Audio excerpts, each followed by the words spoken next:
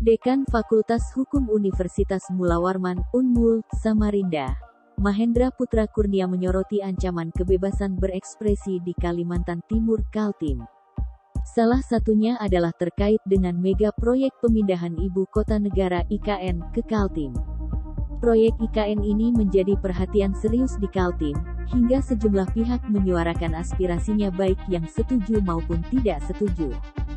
Sayangnya, ketika menyebut tidak setuju dengan IKN dengan berbagai pertimbangan akademis, dianggap menolak. Inilah yang menurut Mahendra Putra Kurnia, Dekan Fakultas Hukum Unmul sebagai ancaman bagi kebebasan berekspresi di Kaltim. Pernyataan ini disampaikan Mahendra Putra Kurnia, Dekan Fakultas Hukum Unmul dalam diskusi bertajuk ASEAN, HAM, dan Kebebasan Berekspresi di Fakultas Hukum Unmul Samarinda, Kamis, tanggal 16 Juni tahun 2022. Dalam kesempatan tersebut, Mahendra Putra Kurnia juga menceritakan pengalaman terkait ketika menggelar diskusi bertema IKN. Menurut Mahendra Putra Kurnia, ancaman terbesar kebebasan ekspresi di Kaltim adalah pembungkaman terhadap hal-hal yang sifatnya tak selaras dengan kebanyakan orang.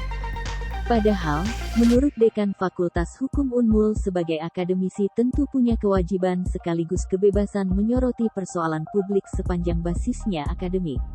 Sepanjang ini ada beberapa kajian oleh tim Unmul yang dia sebut tak selaras dengan apa yang disampaikan pemerintah. Misalnya, soal kondisi masyarakat sekitar IKN dan dampak lingkungan hidup dengan hadirnya IKN. Hal-hal begini jangan ditafsirkan menolak. Harus dibedakan mana kritik, mana kebencian, kata dia.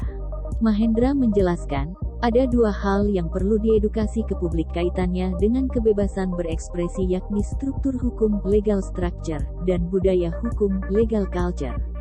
Ditambah lagi Undang-Undang Informasi dan Transaksi Elektronik (UU ITE) yang mengatur penggunaan dunia digital.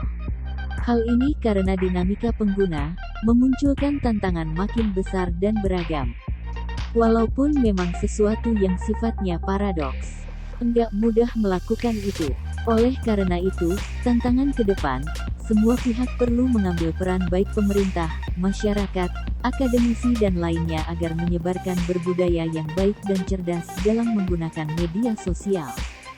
Staf ahli Kementerian Komunikasi dan Informatika periode tahun 2007 sampai tahun 2022, Prof. Henry Subiakto, mengatakan secara norma hukum, kebebasan berekspresi sudah dijamin secara baik.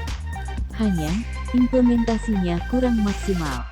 Sebab, belakangan ini ada fenomena tekanan massa juga mempengaruhi penegakan hukum. Misalnya, ada kasus yang sebenarnya tak memenuhi unsur, tapi tekanan massa menjadi terjerat hukum. Terima kasih sudah nonton, jangan lupa like, subscribe, dan share ya!